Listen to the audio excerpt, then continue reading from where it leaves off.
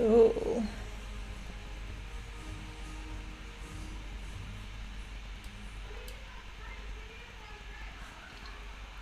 Hey, everyone's joining now. How you going, guys? Sorry I'm a little bit late. Had a couple of technical difficulties tonight, which is always good. Hey, Katie, Casey, Ines, Lucia. How you going? Aaron's here as per usual because he is the biggest legend of all. Everyone say hi to Aaron, aka Glowbeaten. He is like my tech guardian angel, and I could not do this without him. And whenever I have issues, I get him and he fixes everything. Honestly, could not do this without him.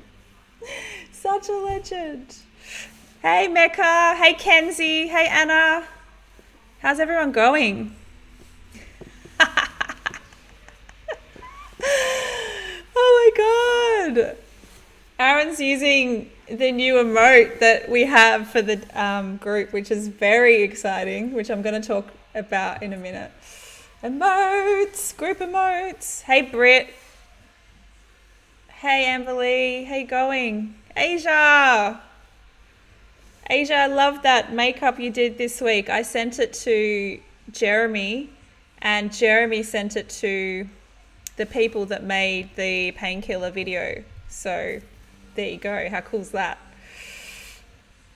Oh, you like my lights, Amber? Thank you. Yeah, I kept, you know how I used them for the challenge last week? I just kept them up. So thought they were kind of a bit of a vibe. Is that Mathilde? Mathilde? I think I had this issue with your name last time. Oh my god, I'm the worst with names.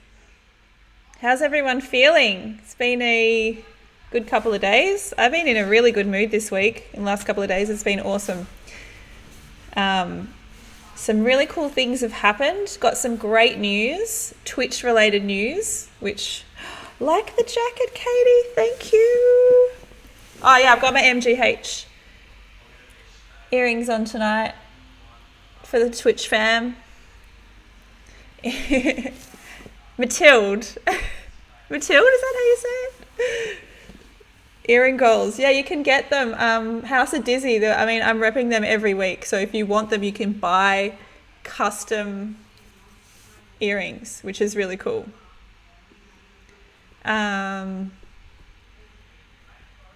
That's annoying what I just saw. Hey, Aaron, if you can see that Nightbot thing, I think that's the message for the Raw. Yeah, okay, you're on it because you're a bloody legend. I must have done something wrong. That's the link. So I think I sent you the link in the chat as well. So when I mentioned that, we could just drop it in here anyway, the Dropbox, the chat link.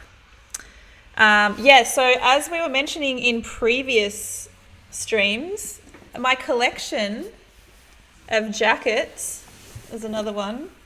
I have so many of them. This was given to me by a friend, Sophia. It's pretty cool. It's another one of my, if I stand up.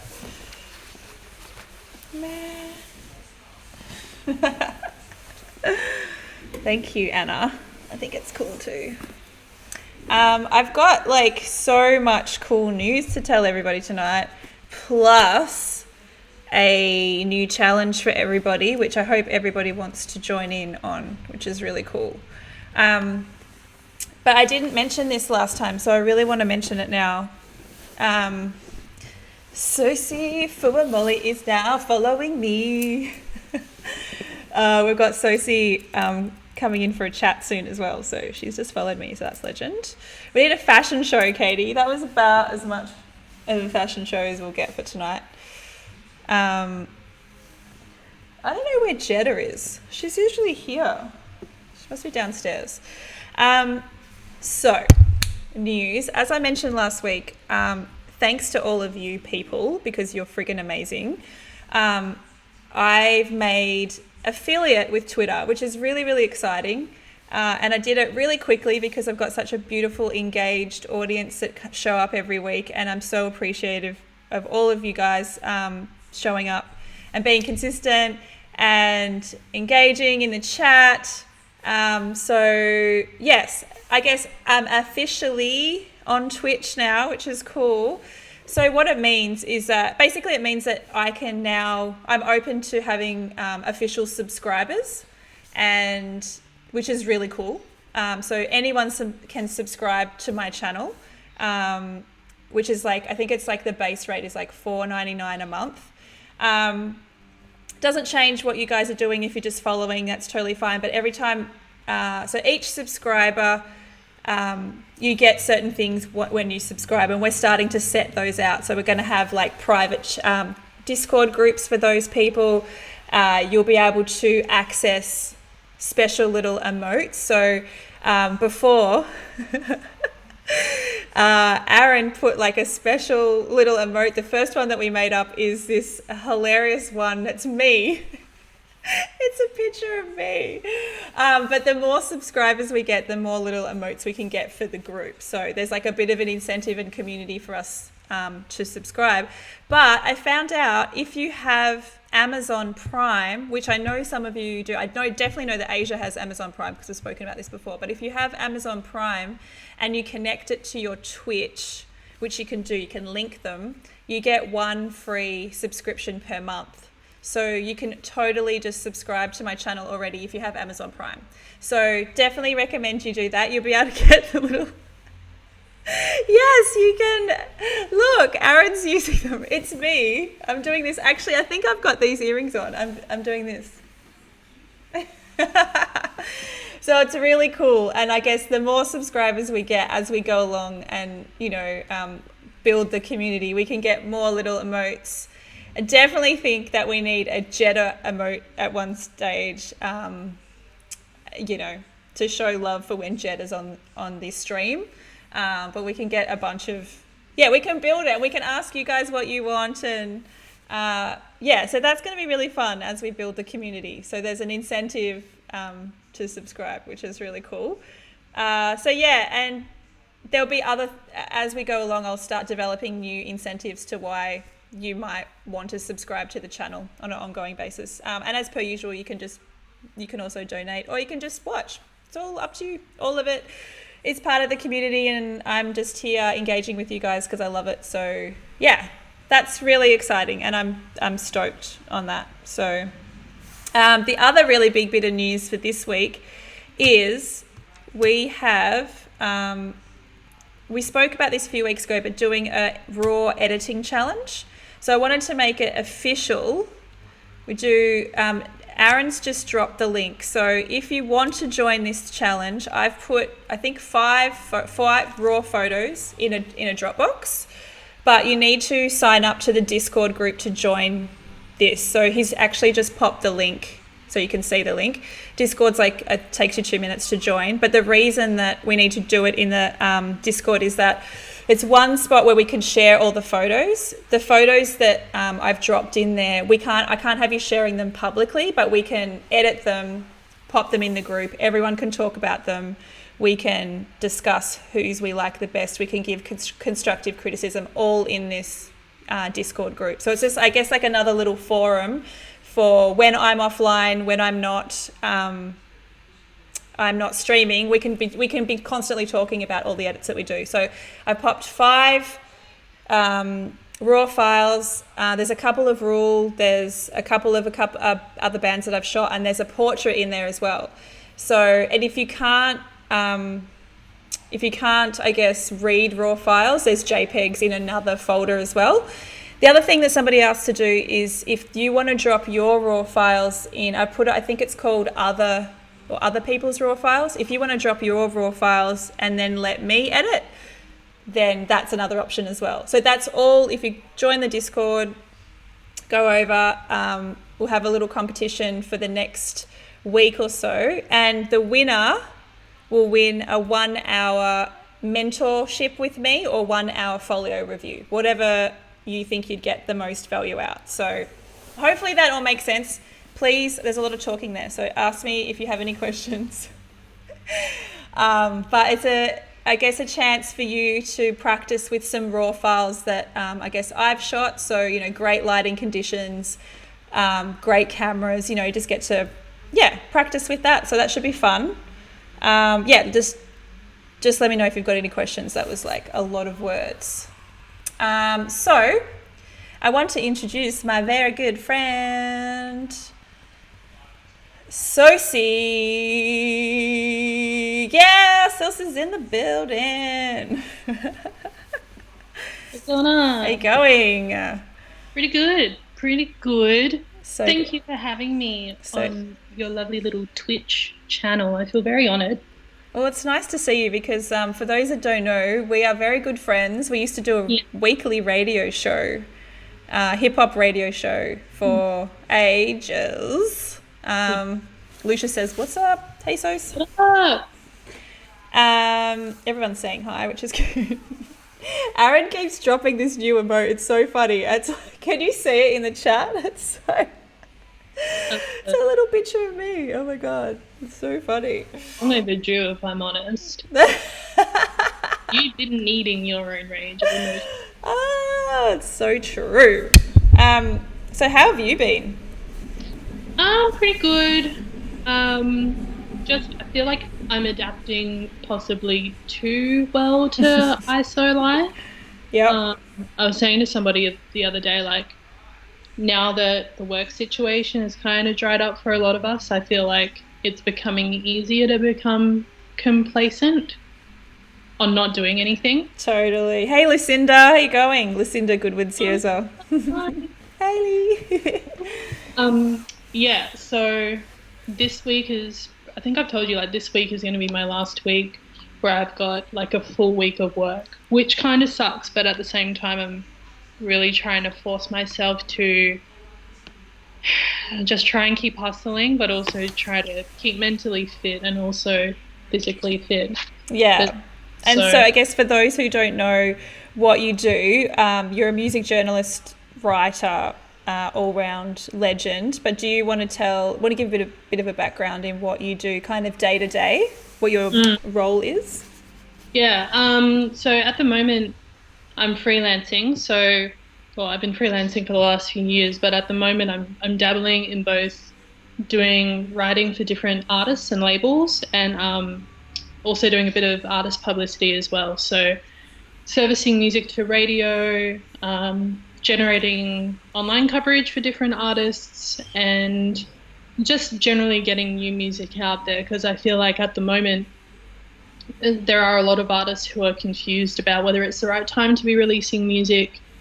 Should they be sitting on their music until we eventually come out of this weird period? But realistically, everyone's at home, they're listening to new music. So I feel like the more we keep that normal pace going, the better. So yeah, I've been doing a lot of that recently, but at the moment I'm writing artist biographies, different press packs for musicians who are releasing music in the second half of the year, and also working on my own project at the moment, which I'll probably be able to say more about later on in the year. But if I'm honest, that's what's keeping me from not going completely off the rails. Mm-hmm. I know you know what that's like, but Totally. I feel like now that we're in this weird period of like non-inactivity, it's like we need something to just keep us thinking. Yeah. Yeah, totally. It's I guess this is what the Twitch stream has been for me, to be honest, is like, because well, as you know, I am a huge workaholic, and it's very rare for me to just be like doing not much. So put all of my energy into this and engaging with the community, because it's otherwise I don't know what I would do with myself. Do you find that you're discovering more new music, or do you feel like the rate that you're discovering new music at, do you find that you're more conscious of it now? I actually think for me personally, it's probably dropped off, because I think for the last few weeks I was really consumed in being really informed in what was happening with the whole COVID situation. I was like definitely reading too much and reading and listening to podcasts and reading epidemiologist studies and just Oh, like crazy shit like that. I definitely think in the coming weeks, I've really eased into it now. So I've stopped watching the news as much, and I think I'll be more aware of just my surroundings and things like music, and it'll be a little bit better, I think, moving forward. Aaron's just said that he's feeling a deeper connection to the artist dropping music during this time. Gets him in the feels, and Anna said that she agrees with that as well. That's awesome. Like, I think I would love to start appreciating the music that's coming out a little bit more. I think I'm gonna make that the goal for the next week or so to do that. there's just so much of it too, and I feel like, you have records that you attach certain memories to, and I feel like this whole period is going to be very interesting for those sorts of records generating Oh yeah, that moment in time sort of vibes. the fans.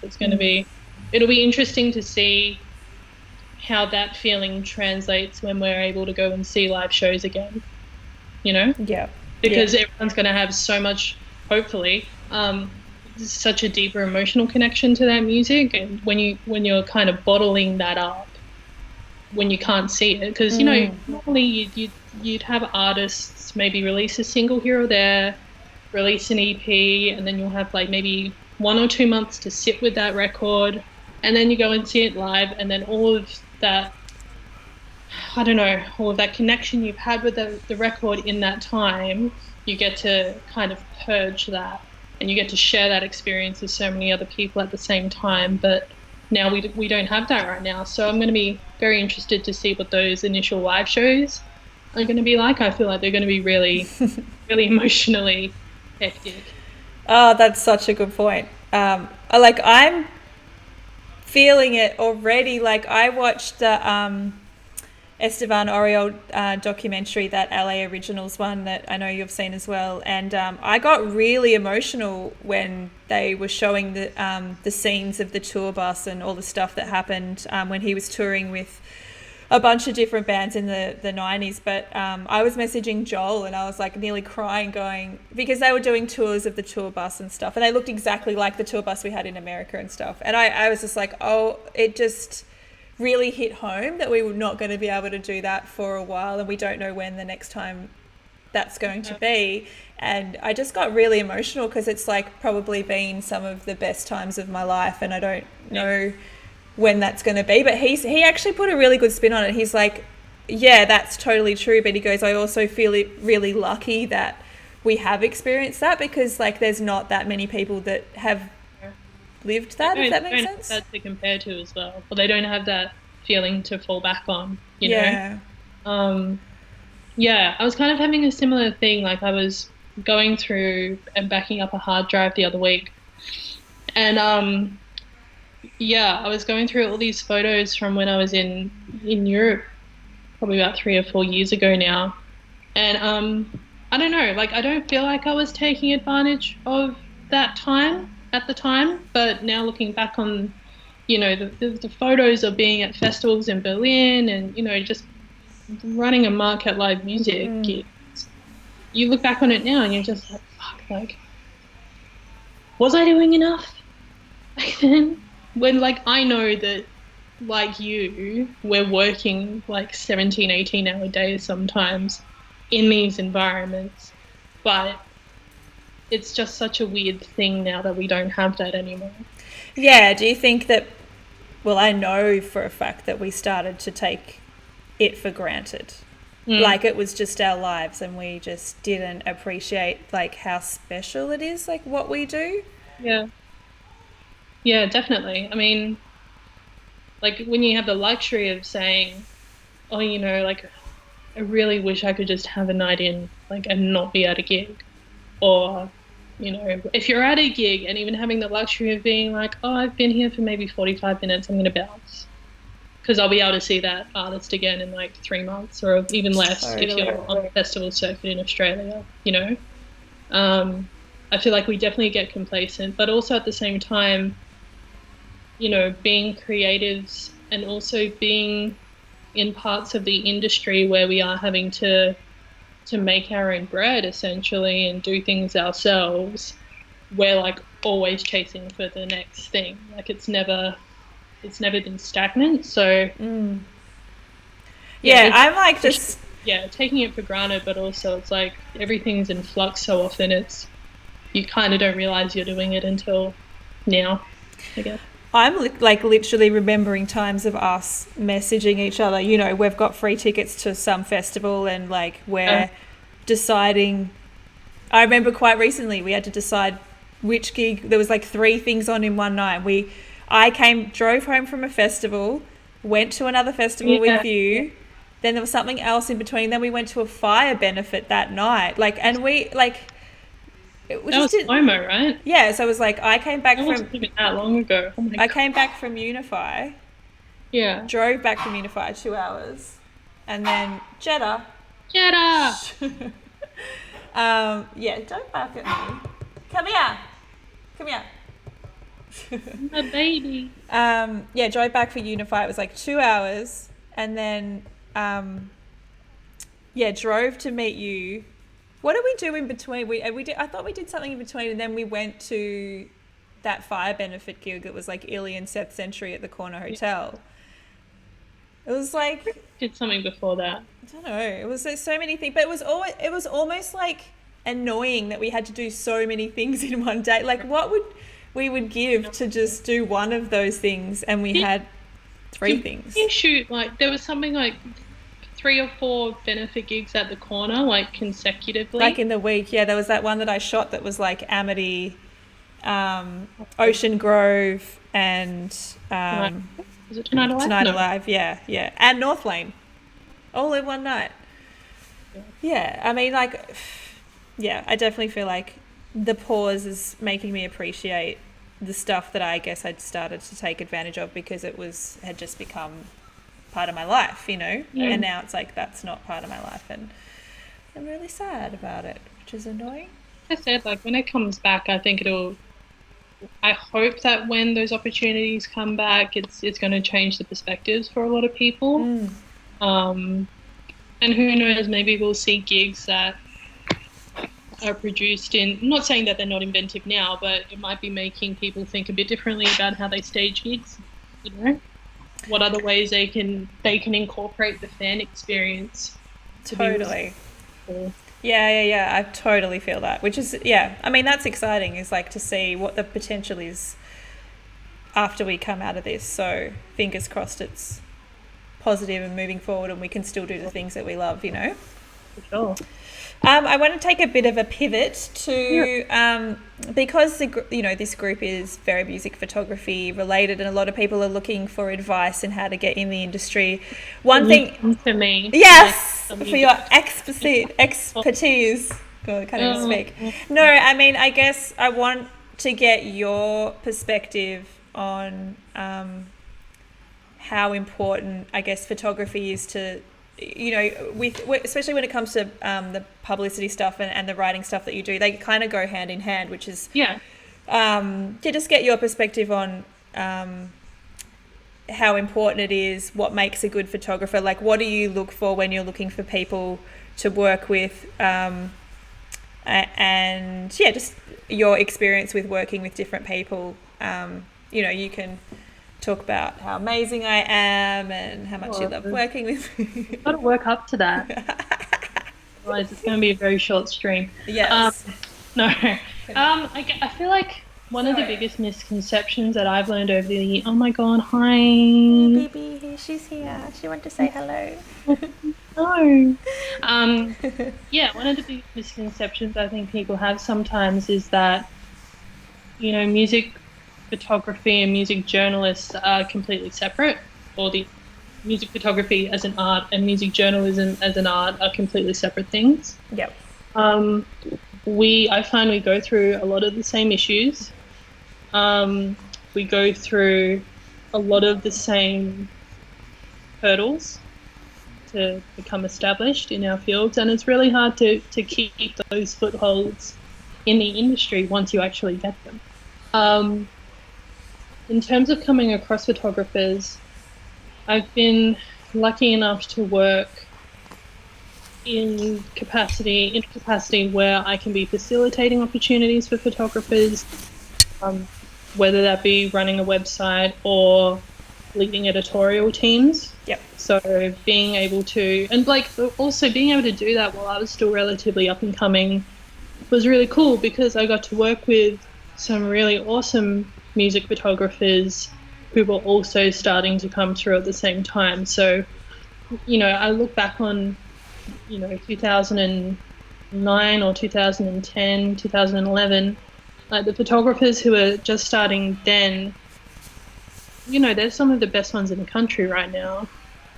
Yeah, And totally.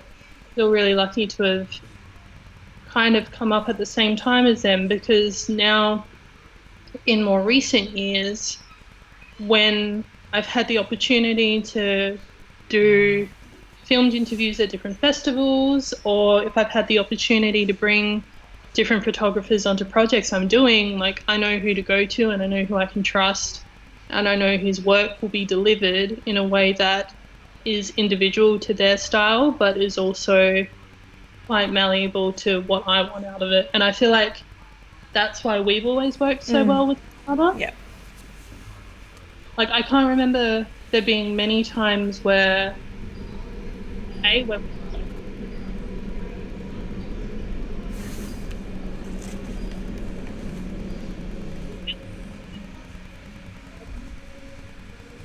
don't know where you're coming from. Like there's been a really cool connection there, and I've had that with a few photographers, but I feel like the proof is kind of in the pudding with us, That's why it's worked so well. Yeah, I guess we met through mutual friends who I know. There was a couple of friends of mine that kept saying that I had to meet you for ages, actually. And I don't know, like it did take a while for us to actually meet. And then when we met, it was like we were inseparable, like straight away. Yeah. It was just like, oh my God, why haven't I met you before? Also. Yeah, totally. But yeah, like especially in Australia right now, I feel like the community of photographers hasn't been stronger. Yep, I agree with that. Like really strong right now. And each time I see names popping up, whether or not it's on social media or even actually the one thing I will say is that I'm beginning to notice like a lot of styles, like a lot of trademarks. Like I can tell when a photo is your photo.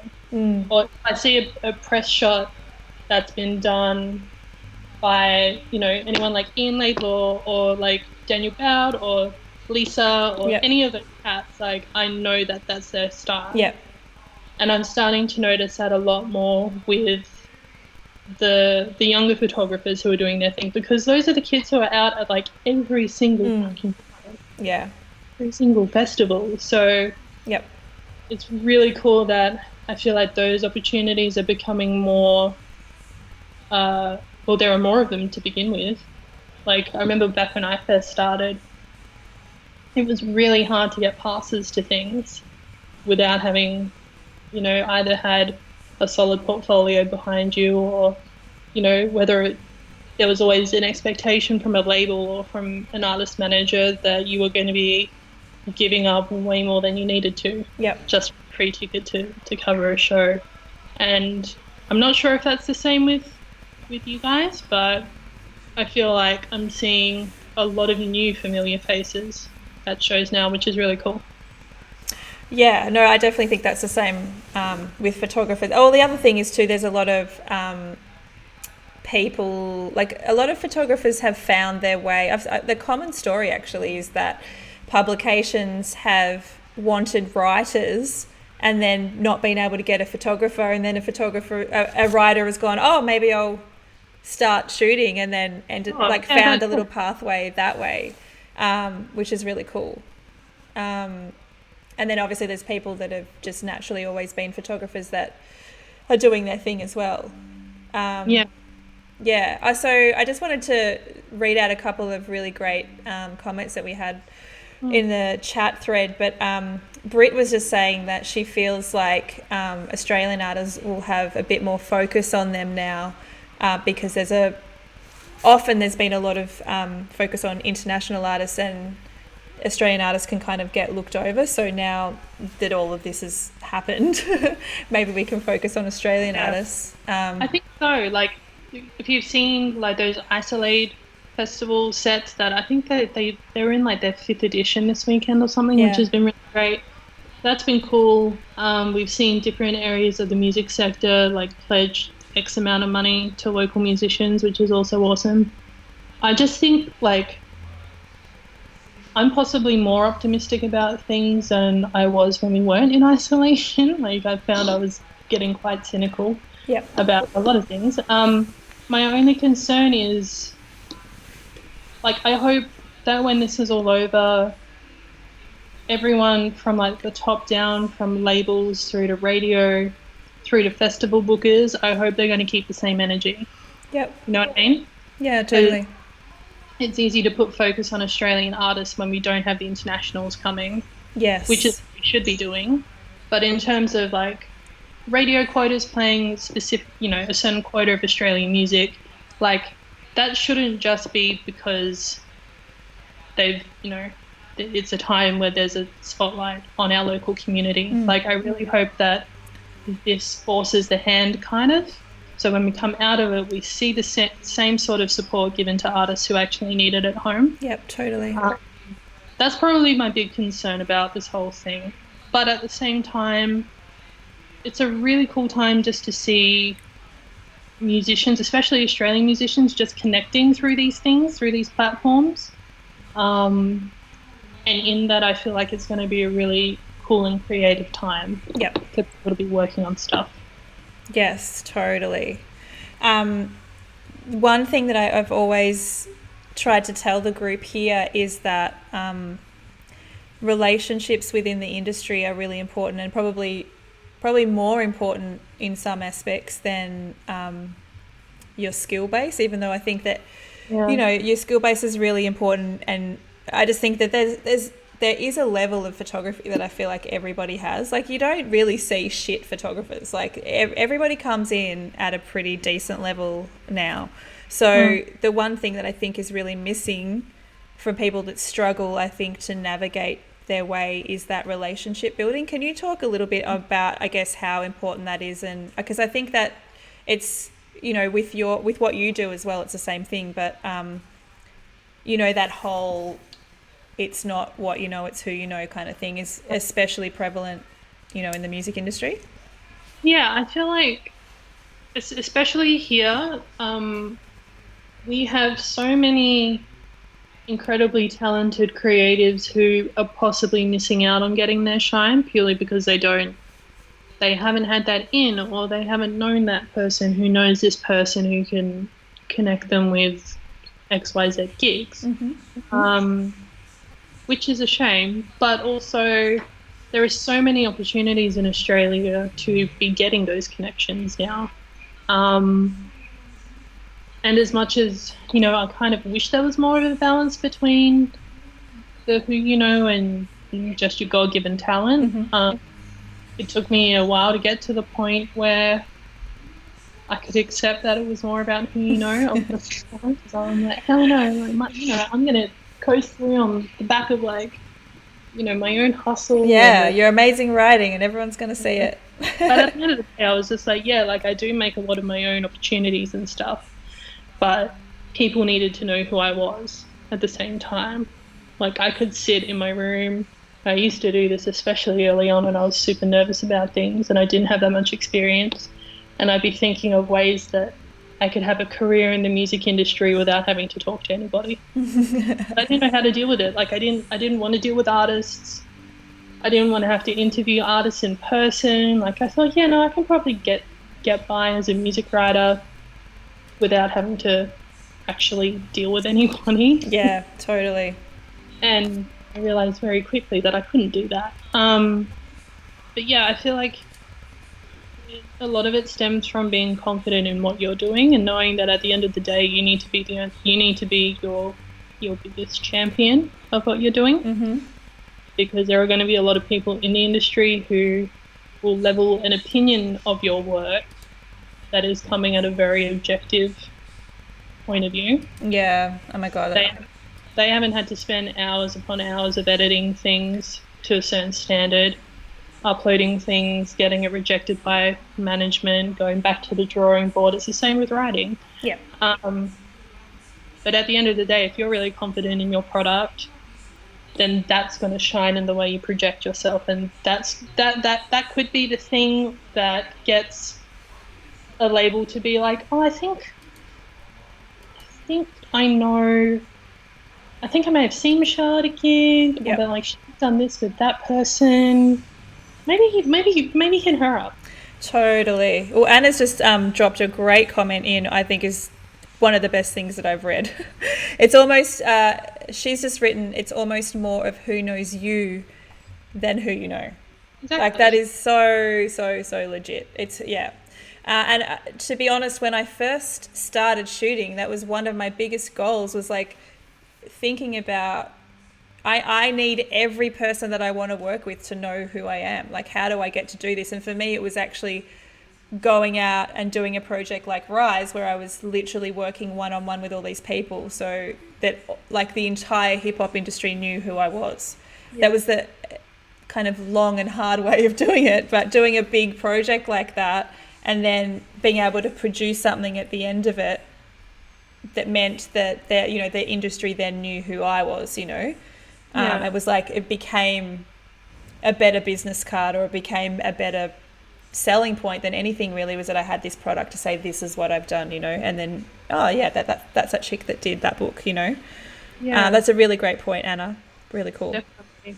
And it's like now I feel like, anyone can have a music public, that anyone can have a blog. Yeah. Anyone can have an Instagram. Anyone can have these social channels where, like, a lot of the time they're passion projects. And I feel like that is so crucial, because from a lot of those passion projects, like, some really cool and long lasting platforms can be born. But because we are in such a digital age right now, where everyone is online and everyone is connected, having your own individual identity, Yeah. and being strong as that is possibly more crucial than ever. And like you said, getting yourself out there and getting yourself known Yes. in whatever capacity, like it's more imperative than it was, even 5 years ago. Yeah. Absolutely. And just expanding on that, there's a really good example of that with someone in the group at the moment, Britt, who is, she's doing a project basically shooting artists on stairs. And I don't know if you know Britt, but she shoots in a wheelchair.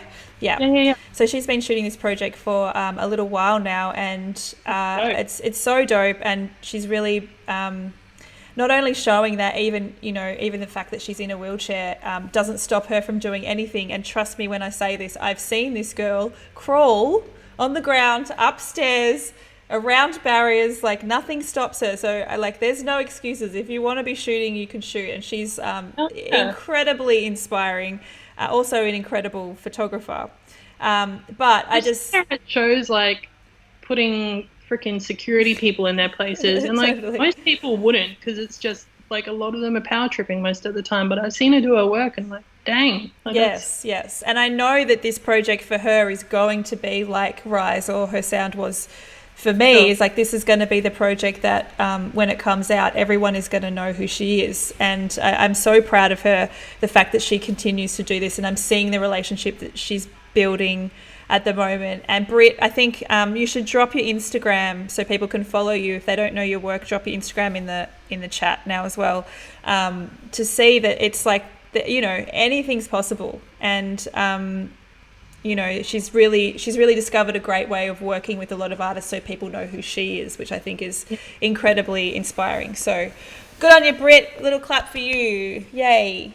I find it's kind of similar as well, like for especially younger creatives, whether they're aspiring photographers, aspiring writers, coming from smaller towns as well. Like, I know a lot of people who are based in like regional cities who are driving so far just to get to Melbourne to shoot gigs or to review gigs, and just trying to really stimulate that sort of community for music in their own small town as well. Yeah, totally. Like coming, I feel like that honestly, that's what helped me a lot. Like, I'm going to say this and you're probably going to be like, oh, Adelaide's not even a small town, it's the capital. It's a small town, all right? But, you know, being from there and spending, God, like, well, I mean, I've only been in Melbourne for, it'll be 3 years this year, but having those formative years in a city that at that point was still getting quite a lot of tours coming through, but not so much from like 2013 onwards, I'll say. Um, it really forced me to be like, all right, well, I'm in this situation where, no one's really looking at South Australia or South Australian music as any sort of significant player in the wider scheme of Yep. things. How can I get in on a bit of this industry action not being in Melbourne or not being in Sydney? Like there was at that time especially there was a very big focus on Sydney as being like the city. Totally. I was just like how can I make that work from Adelaide? Because I was still at uni and then after that I was just based in Adelaide.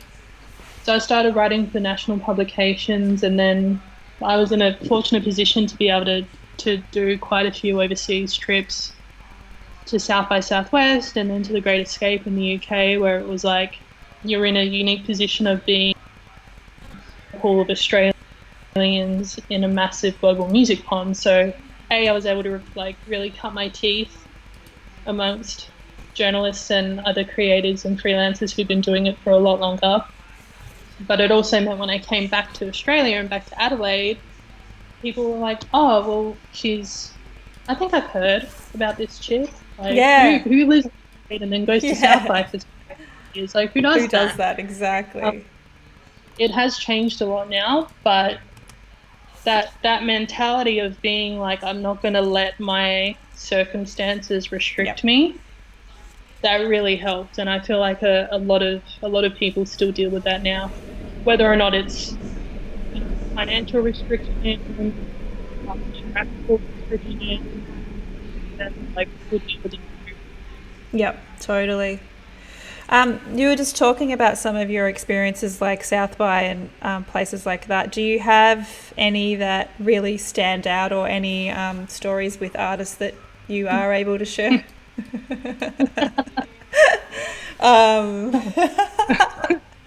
I know that we thought of the same thing when I said that. So. Yeah. Which I'm not going to talk about.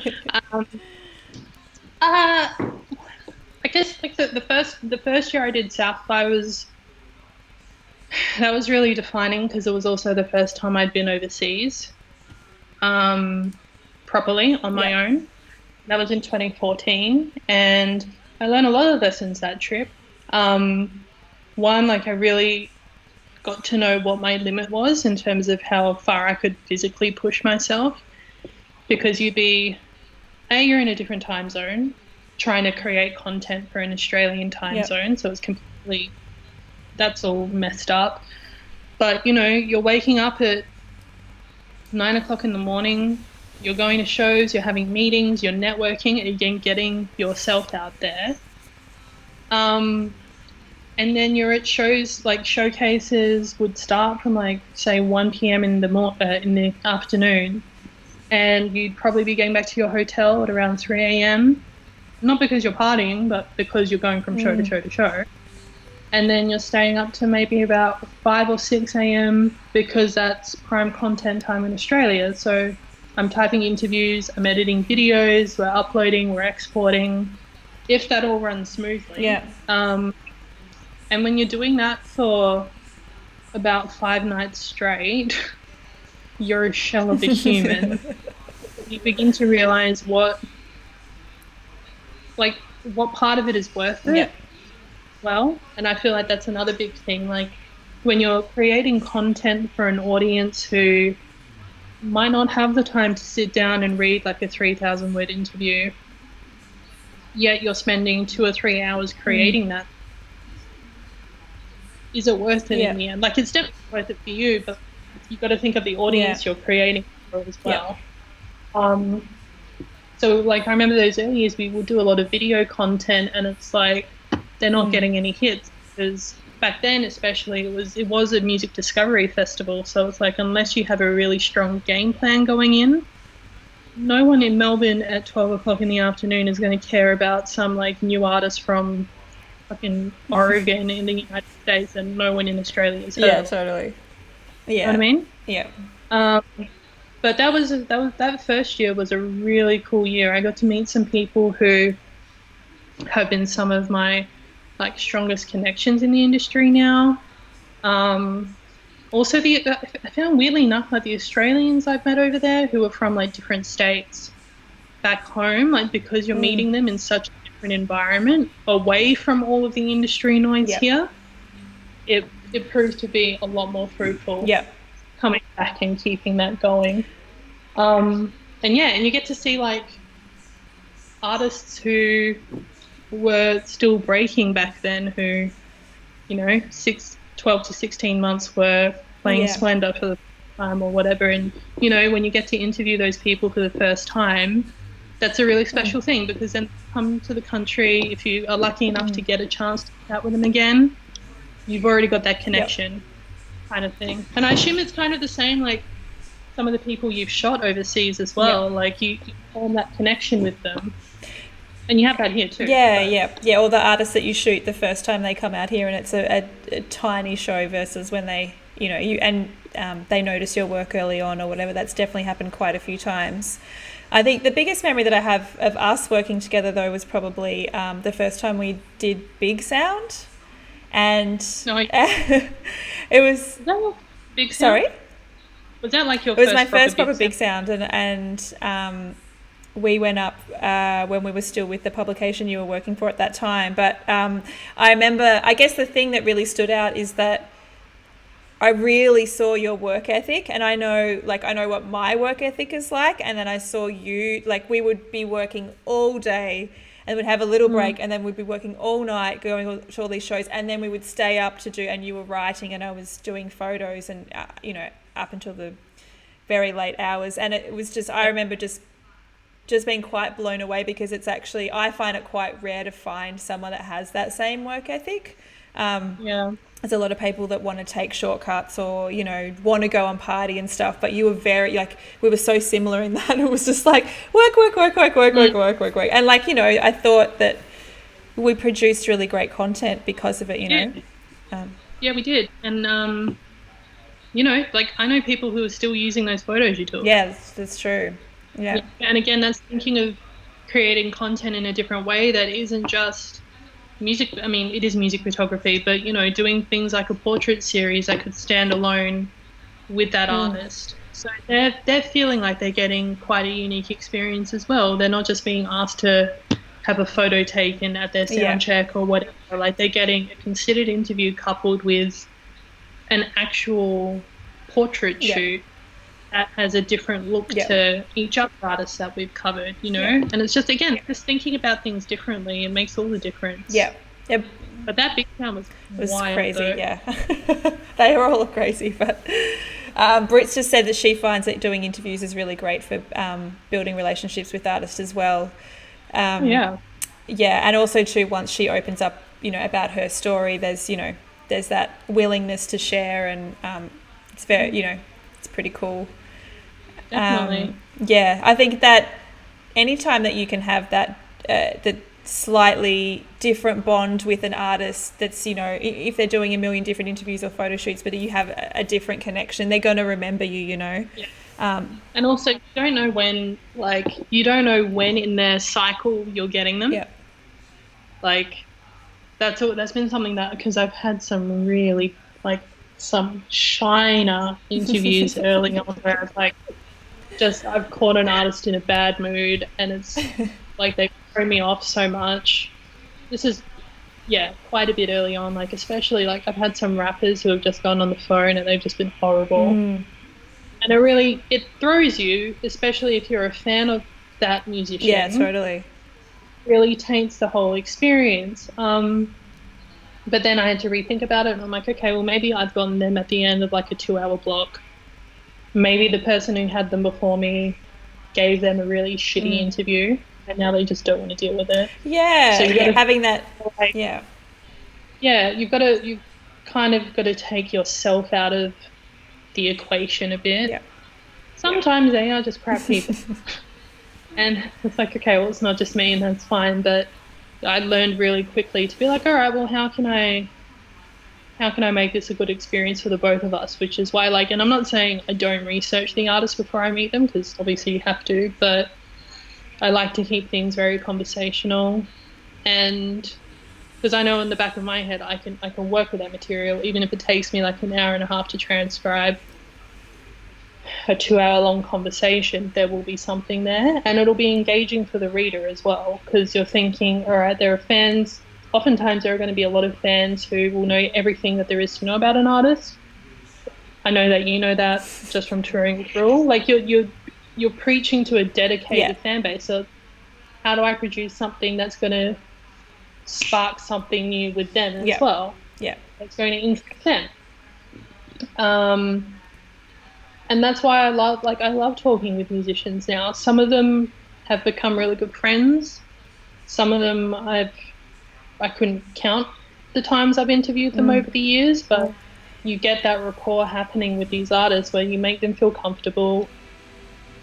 You feel comfortable around them, and it's like each time you meet them again, you're just picking up where you Yeah. left off. So it's like talking to a friend, you know? Yeah, I mean, that's something that I've seen you do pretty much better than anyone I can think of, actually, is that really solid relationship building. Like, you genuinely are friends with so many artists. Like, you are invited to weddings and you are like people's confidant, and like they trust you, and I feel like that's where it's so similar in what we do, is like it's really important to gain trust. To know that you're not going to be writing the Daily Mail like expose kind of vibe. Like they can, No, please me a bit better. but like these people, they like these artists trust you, and there are very solid, real friendships that have come out of the fact that you've interviewed them and you've written something that they've really connected with as well, which is super Yeah. cool.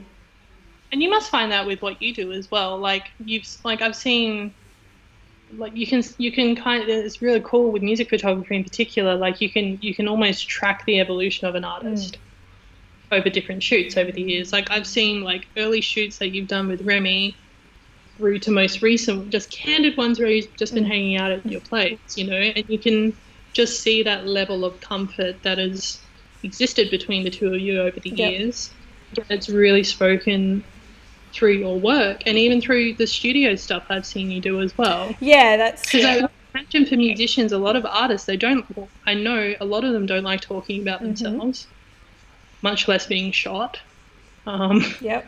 but you make them feel comfortable in a way that they're not thinking about the fact that they're being photographed for half an hour. Yeah, I think it's the most important thing, with what I do, and it's the one thing I strive for. And you've seen me work in lots of different situations now, but it's like trying to make artists feel instantly comfortable, and trying to just be very chill, even if it's the biggest artist that I've ever worked with, or I'm actually genuinely a fan. Something that I've really learned to do is just be super cool, like just like any other person, like lovely. Like I want to be nice to them, not like I definitely don't want to be aloof or too cool for school, but just like chill. Like I don't want to make them feel like they're in an environment where there's a fan, because generally speaking, like they get that all the time. If you're in a work environment, you want to be professional and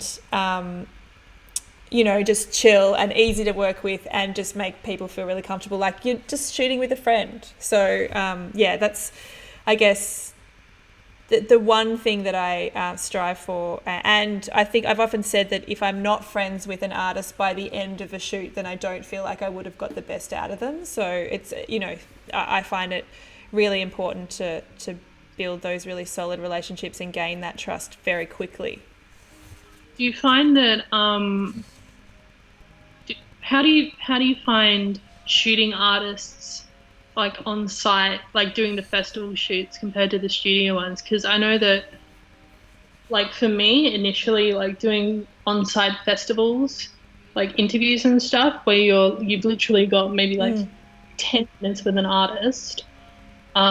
Sometimes you might be meeting them for the first time. Sometimes they've been like shopped around to like three other publications where you can all see what's Yeah, yeah, happening. yeah.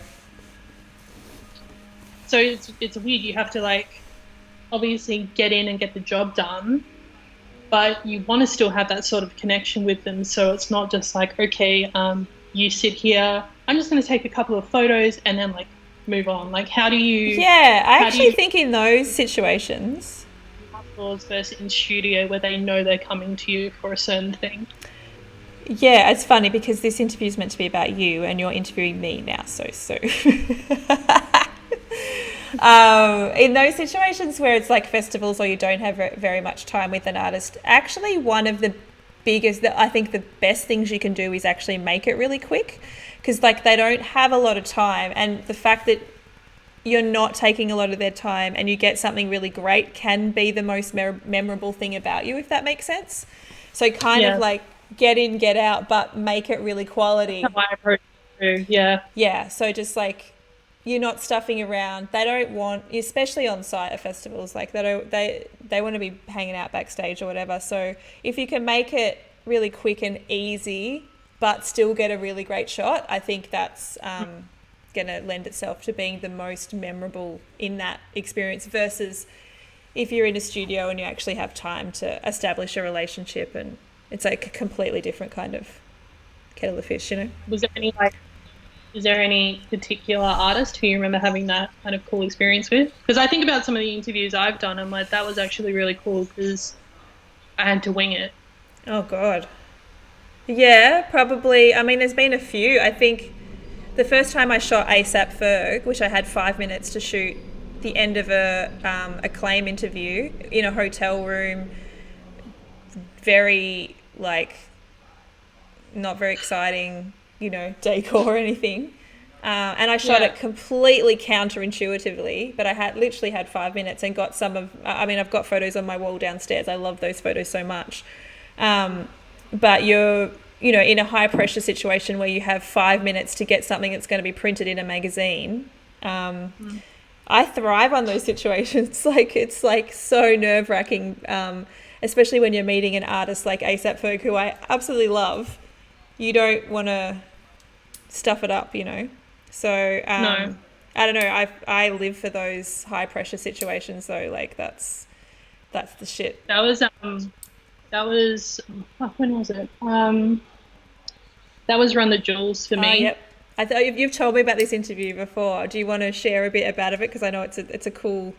Yeah, I can't remember what year it Is it was though. Falls? Yeah. Yeah, so whatever year that was. Yep. Um, yeah, we got told that we there was like us and maybe three other publications who were supposed to interview them. And we got told relatively last minute that I think they were delayed getting onto site and it was just running a bit too close. And like traditionally, bands won't, if they're running late to interviews, there's not really a good chance that they'll be doing the interview either really close to their set time or or after a set as well, because they've just come off stage. They want to decompress, do their own thing. So we got told, the guys are running really late. It's probably not going to happen. So I was just like, oh, that's a bit disappointing because I'm such a fan, but all good. Um, and then as it turned out, they rocked up. They played their set. And then I had a publicist like running through the backstage area to flag me down, and she was just like, "Okay, so there was some kind of editorial kerfuffle. Like, so I think another publication had written something about them that wasn't. I don't want to say that it was bad, but something had happened that had basically led management to be like, okay, we're not going to do any on-ground interviews because it's not really worth the guy's time. However, the publication I was working for at the time, we still do have a really great hip hop writer, along with myself, who'd been covering them for quite some time from back in the day.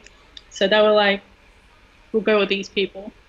So I had a publicist chasing me down. She was just like, you've got 5 minutes. They've just come off stage. Can you do it? And I'm like, fuck it, sure. So we got them in, and I had to basically throw all of my notes out because I could tell that they just played a 45-minute set. They were sweaty, they were tired. Could tell they didn't really want to be there, but they actually came out, showed up, and it was great.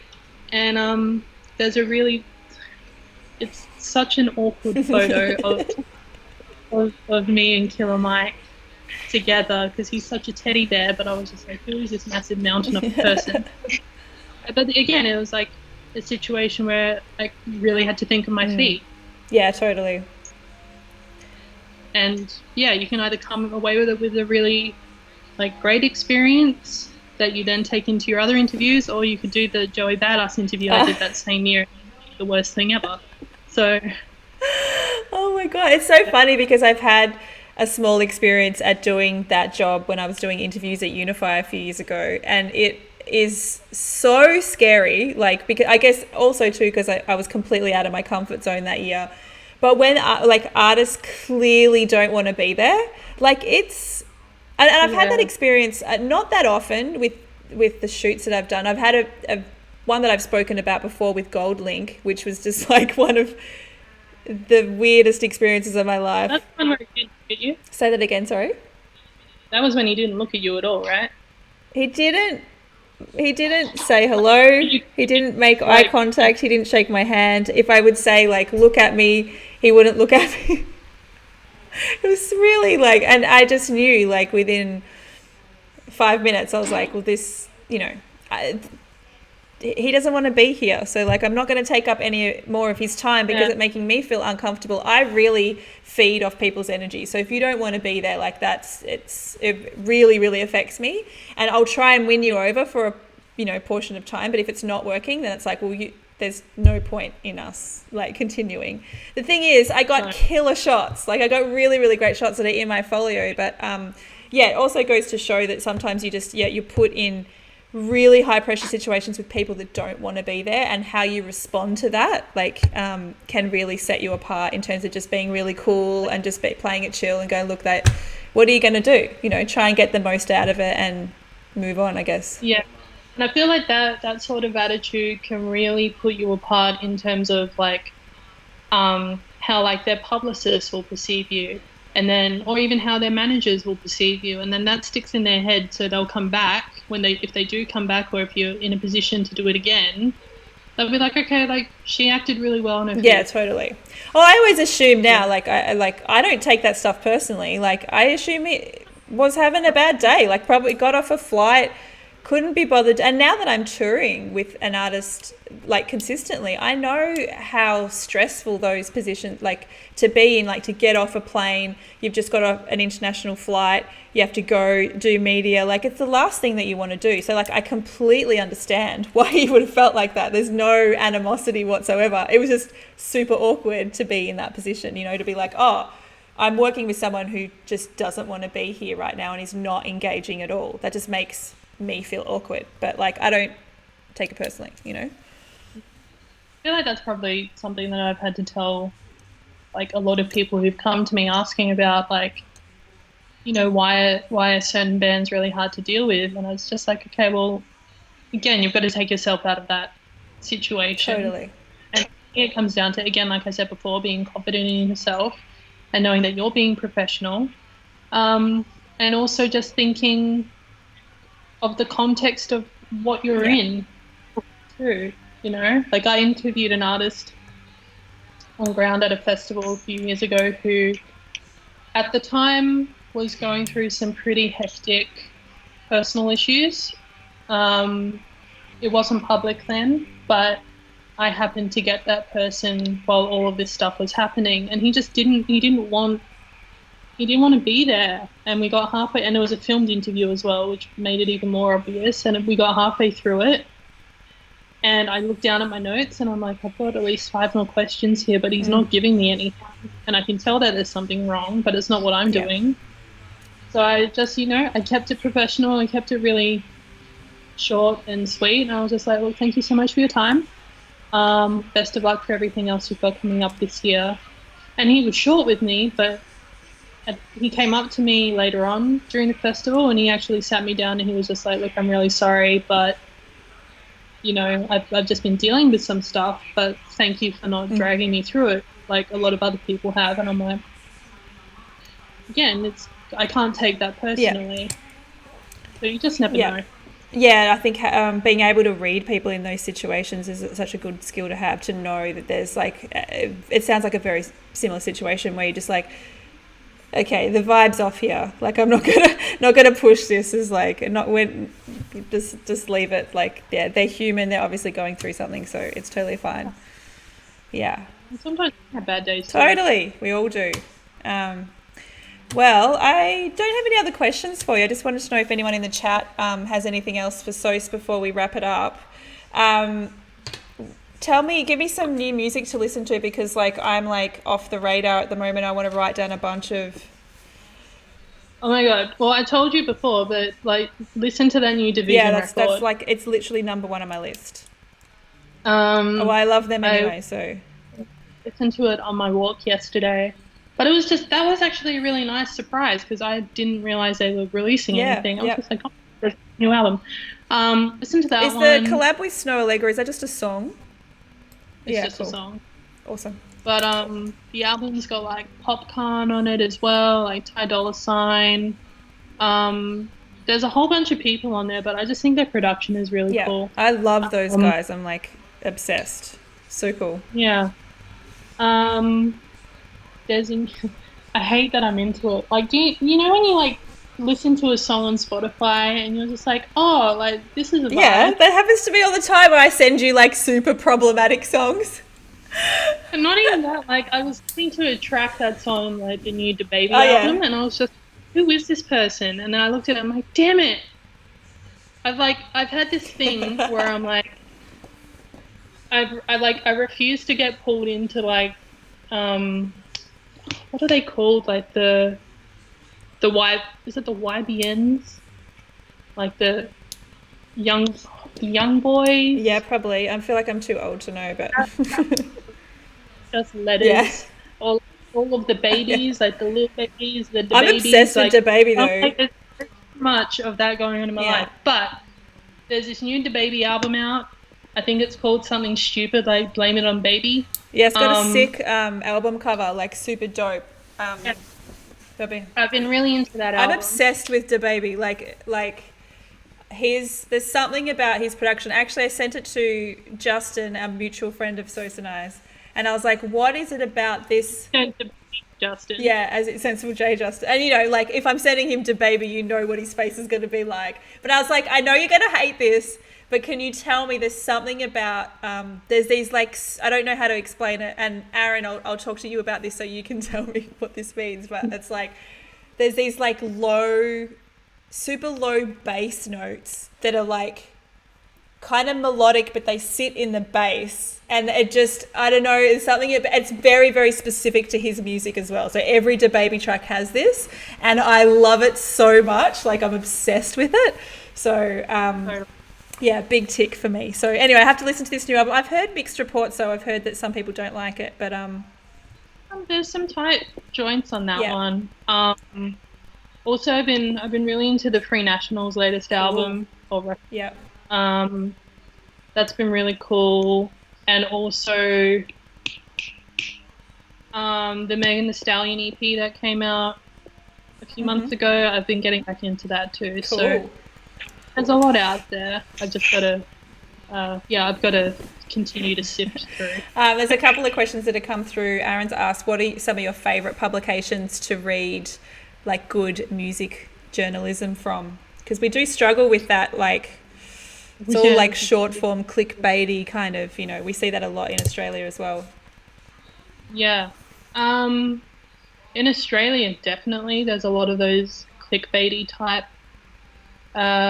publications, which is a shame. I find that a lot of my, like the stuff I like to read is coming from overseas a lot of the time. Although I'm saying that, I find sites like Power Rats are really kind of stepping their game up a bit. They're, a lot of their long form stuff is quite considered and quite studied, which I like. Yep. But yeah, a lot of the stuff I'm reading about is coming from the US. Like, whether or not it's like Pigeon Plains or like Brooklyn Vegan. What was the article that you sent me? Who was that through the Kanye article? Who wrote that? That was GQ. Say that again. GQ, GQ. yeah. That was I actually struggled to get through that. I don't know why. I just wasn't just But kept getting super distracted, but I do want to read it properly. yeah, no, it is a lot, but it's a good read. I really like Swampland. Swampland's really cool. Fact. Nylon do Yeah. some really cool Nylon are research. great, yep. I used to be like a really big fan of paper, but I feel like they've just gotten a bit too extra for me. Um, I don't know. I feel like a lot of people like go to the pitchforks and stuff, which is fine, but I don't know. I feel like in terms of album reviews, I feel like a lot of people put possibly too much stock in Yep. pitchfork. But yeah, totally. Well, it's one of those things now they've had to like a few times come out and like re-review because like their first review's been so terrible, like on reflection, I guess. You know, they've given someone a 2 that's then become a classic and they're like, oh, actually, we have to give that a 10 They'll or give something. someone like such a negative review that you can tell that it's clearly been published just to get people talking on Yeah, Facebook. right. It's You know, annoying. and I'm like, that shouldn't be why we're in it. But Yeah. unfortunately, that's kind of the lay of the land right Yeah. now. But yeah, in Australia, I really dig the stuff Parats are doing. There are some more niche blogs that are coming through too, which is cool. Junkie is getting Yep, better. I agree. Um, some of their long form stuff is really Yep. awesome. And the fact that they're doing long form stuff and they're the media publication that they are, I think is really Yep. cool. Yeah. Brit's asked to just in. Yeah, needle drop Oh, too. yeah. Brit's just asked also, what do you look for in terms of an interview? Like, how do you keep it fresh? Because Brit does interviews as well, so she's just looking to not be asking the artists the same questions that they've been asked multiple times and rather trying to connect with them. Do you have any tips about how to go Yeah. about that? Well, I kind of think of like God, I remember one of my favorite music writers in Australia, Michael Dwyer.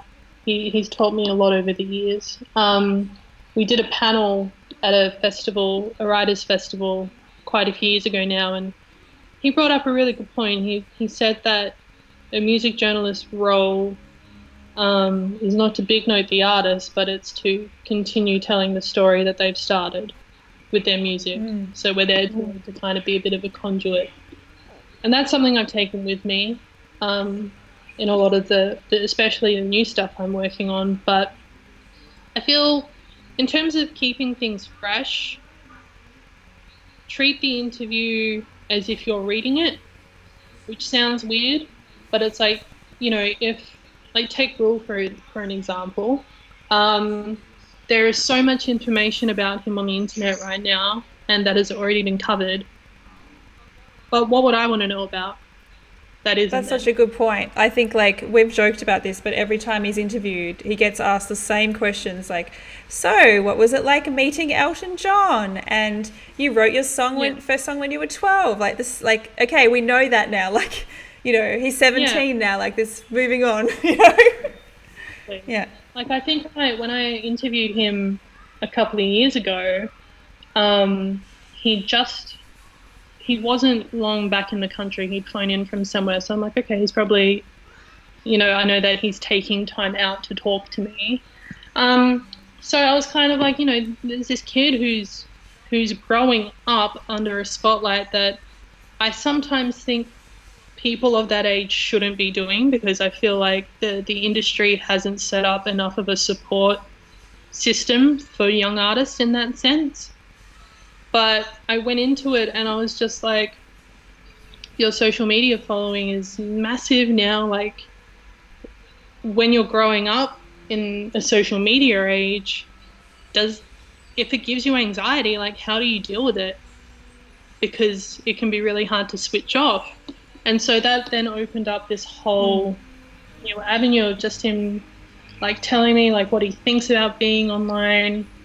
whether, what he does when it's too much, like where he goes in those places. And not saying that my whole interview was like this big fucking in-depth introspective piece of, a therapy session.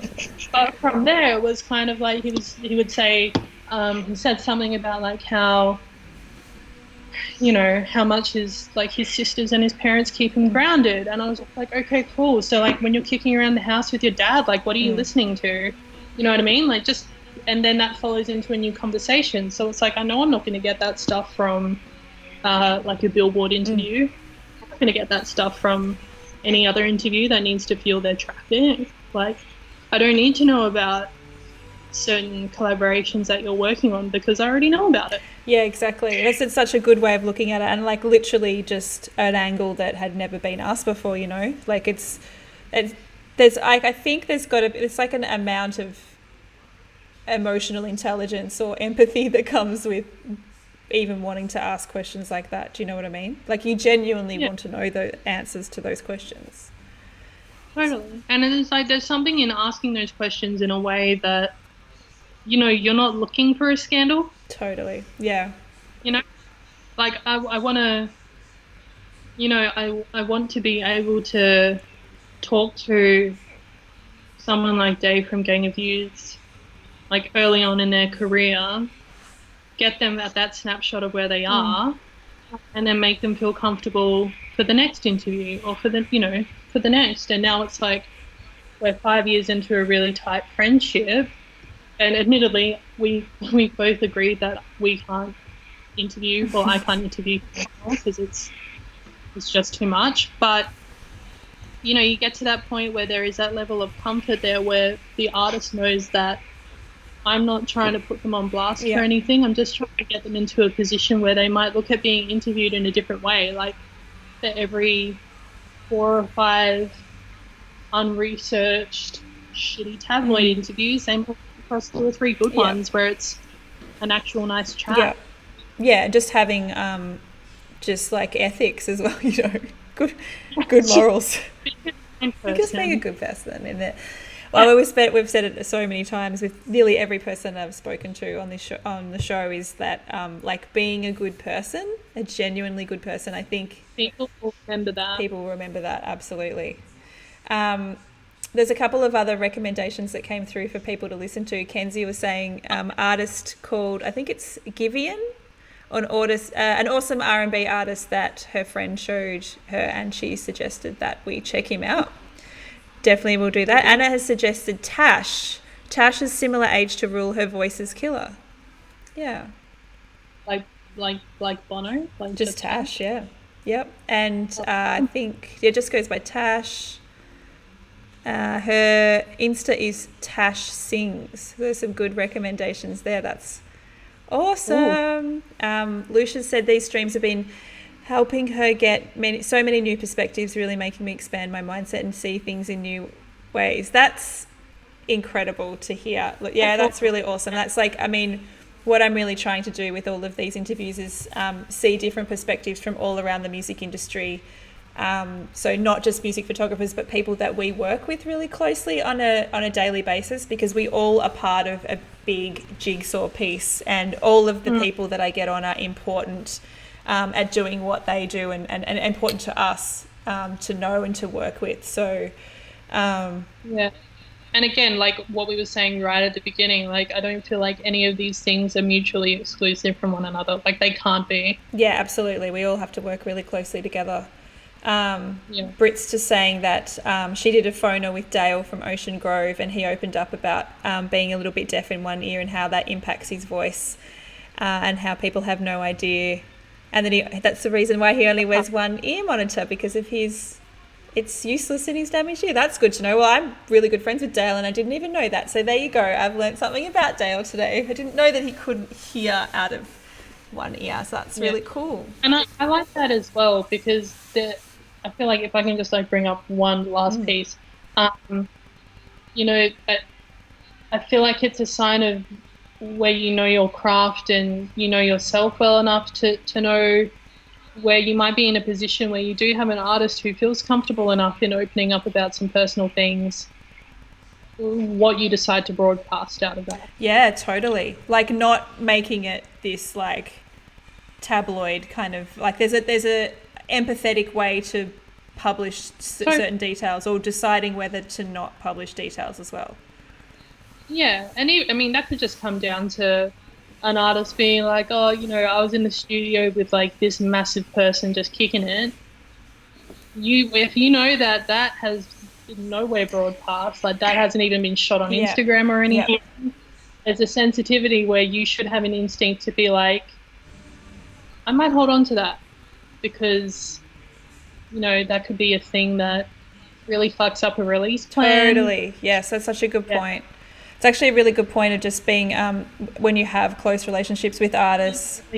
exactly. Yeah, just knowing when there's just stuff that you do really keep as personal and private. It's like you don't, like you're not just putting stuff out because you know them like for clout, like it's just like there's a sensitivity. It's like you treat it like they're a good friend of yours and you don't let out every single thing that you know about them as well, which is That's kind of the reason why, like, Dave and I yeah. we can't do that sort of stuff anymore because he's just like, it's too personal now. Like, and it feels weird, to be honest. Like, it feels very strange. But Yes. there are musicians who I can't really do that with. Like Remy, I can't. Well, I can, but also at the same time, like we dive very much into just like Yeah. hang Yeah. territory.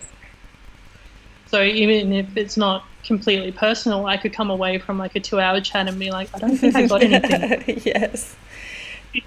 2 hours talking shit with one Yeah, another. yeah, that totally is a thing. That can totally happen. You almost become too comfortable with someone, and then you're like, I've Yeah, just got nothing. Like that, just we're just hanging out. yeah.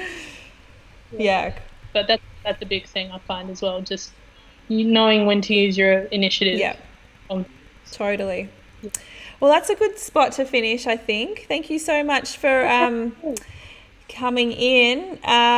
Lucinda, I'm going to talk about that in 2 secs. I'll just let Sose go and I'll let you know about the raw edit challenge in a sec. So, yeah, thanks so much for coming in and having a chat. So good to see your face. I'll see you very soon, Yes, you hopefully. will. Thanks for listening to me Love you ramble. lots. Chat to you Bye. soon. Bye. So, let's talk about the raws. These are the raws that I've put in the Dropbox. So the Dropbox, as I mentioned, they're in the Discord folder. There is, I think I put 5. Let me see. There's this one, Twiggy from Ocean Grove. Hang on 2 secs. That wrong thing just happened. We want to go desktop. There we go. Over here. This one is a backstage shot of Rule. I thought doing some non-stage stuff would be cool as well. So this was, sound check, not backstage. Sound check. This is a stage shot. And this is the portrait shot that I was talking about. So as you see here, I've just popped the RAWs in a file. There's JPEGs if you can't import RAWs, depending on what program you have. This is the folder to put your edits, but you can also drop your edits in the Discord group too, and we can just discuss them. So hopefully that makes sense. And then before I mentioned if you want to put your RAWs in here and you want me to have a crack at editing them, and we can also discuss that this week. I think that could be really fun. So I edit some of your RAWs, you edit some of mine, we have a big chat. I'll be picking someone next Sunday of all my favorites for an hour, either mentoring session or you can have a folio review, whatever you prefer. It depends. Like you might, if you're newer, potentially like a mentoring session, you might get more out of it. If you've been around a little while, potentially a folio review, or maybe a combination of either. You have an hour of me, of my time. Which will just be one-on-one over Skype or whatever. So, yeah, it'd be great to see all of your takes on the shots. Is there any questions about that? Hopefully that all makes sense. I think that should be really fun. I'm really excited about seeing everybody's... I'd also, with the RAWs, like, don't be... Like, there's no parameters. Like, you can do whatever you want with these. So you can crop, you can do compositing, which we've looked at, you can whatever.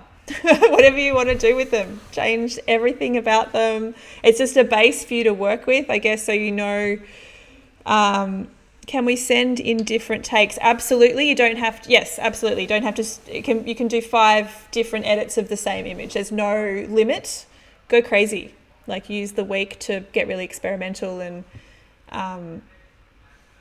so, and I definitely want to be doing way more of these. This is just this week, and we'll hopefully in this Discord group we'll start a little community and be talking about the different edits that people do, and we can give feedback and talk about which ones we like and what we found tricky, all of that stuff. So please, I want to hear what you think about everything, which would be really cool.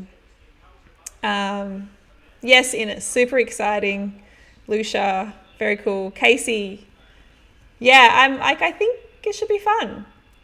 And make sure if you've got raw files, drop yours in the folder that says anyone else's raws. Drop them in there for me, and I'll have a crack. And then I'm actually really excited about editing your raw files.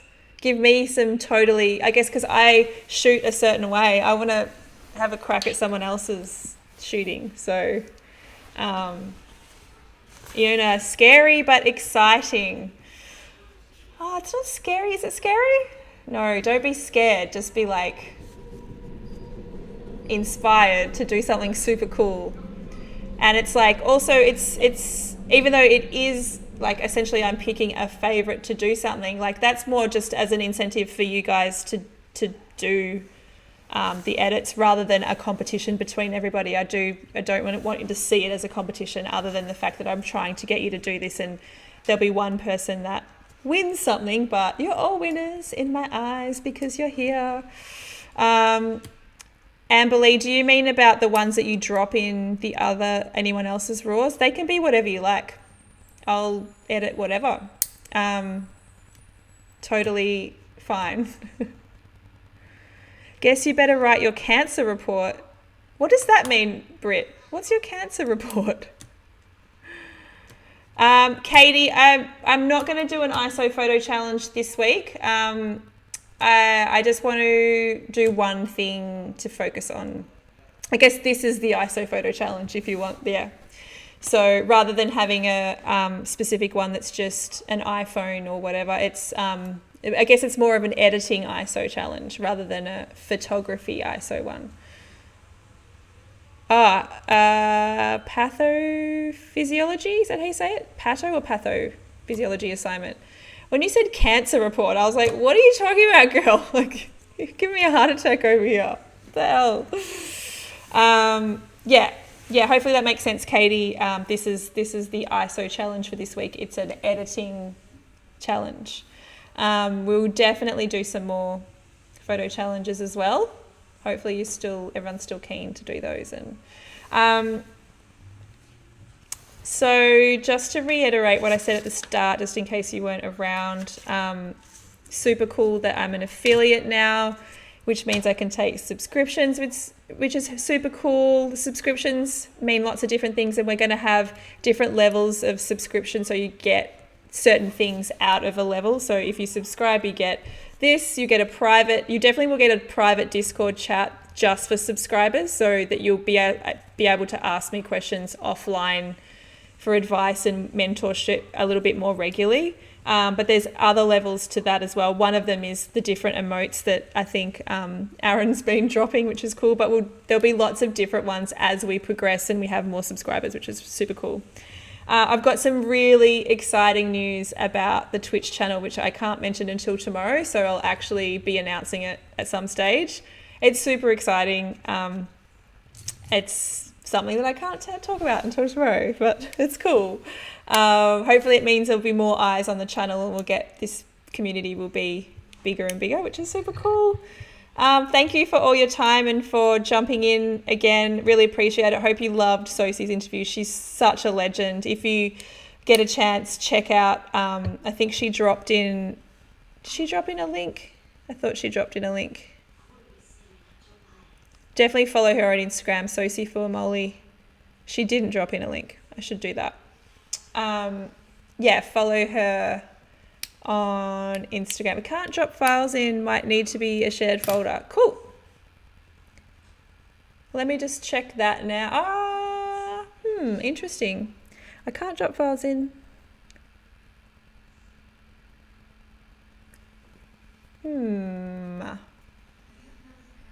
I'll check that in a sec when I log off Lucinda. It should be fine, but it might be something about my properties, which I'll check for you. Check it in a sec when I'm offline. Yes, Aaron will help me because he is my tech wizard and I am not great at this stuff. Brittany saying you want to meet Sose. Yes, let's have a lunch when this is all over, when we're allowed to leave the house. Thanks, Kenzie. Thanks, Katie. Thanks, everybody. We'll see you on Tuesday night. Actually, let me just get the schedule up for you this week because we do have some more interviews and some other workshops. So, what do we got this week? Yes, workshop on Tuesday. Not sure what that'll be yet, but it'll be definitely some type of editing stuff. Maybe, actually, you know what I'm going to do on Tuesday? If you guys drop a bunch of raws, I'm going to edit your photos on the stream. I think that'll be super fun. So we can just do it live. I think that'll actually be mad. So Twitch workshop is going to be me editing your photos. So just drop a heap in there. That'll be really fun. Next Thursday is my interview with Jeremy Corin, aka Grey Ghost. If you guys don't know Grey Ghost, check out his Instagram. He is Rule's creative director, as well as one of my best friends, and we've been working together on a lot of things for close to 10 years now. So that should be really, really great interview in terms of working with the creative director, how that works, how we work really, really closely together on lots of projects, how that sometimes people will pitch something to me and I'll be like, okay, you need to get Jeremy in on this and vice versa. So I think that'll be really, really informative. He's incredibly talented. He does all of Rule's video clips. He does all of his styling, creative direction, graphic design, works with all of my photos and makes them like a million times better. So that'll be really fun. That's next Thursday night, 7:30 p.m. Yeah, that should be fun. But yeah, we'll get this Dropbox working. So if you join the Discord, chuck in your raw files and that'll be me for Tuesday night. Thanks so much, guys. Love you lots. See you on the next stream. Thanks for tuning in.